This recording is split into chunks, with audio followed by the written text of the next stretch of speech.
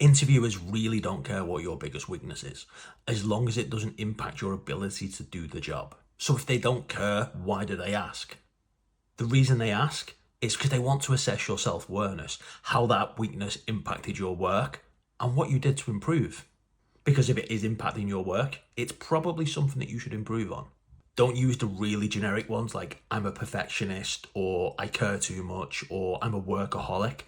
They've heard all of those before and they've got no substance behind them. Pick one that's true. Here's a couple that I've used in the past.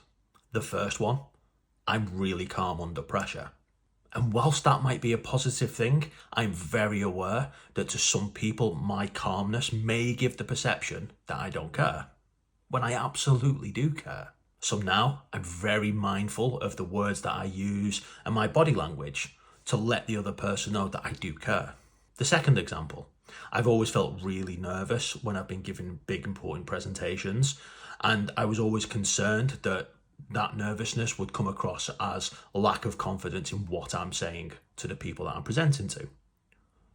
So to get better at presenting and feeling more comfortable, I've been volunteering to present in smaller team meetings or at smaller networking events.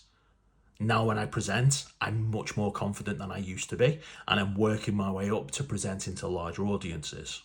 And the reason that you should pick a weakness that is true is because the interviewer might just ask some more questions. So they may ask in my examples, how did you know that your calmness was being perceived that way?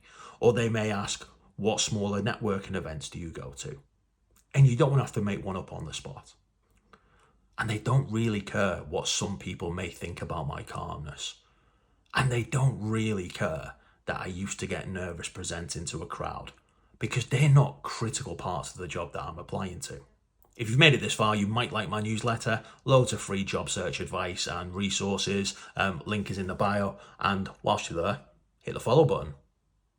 Cheers.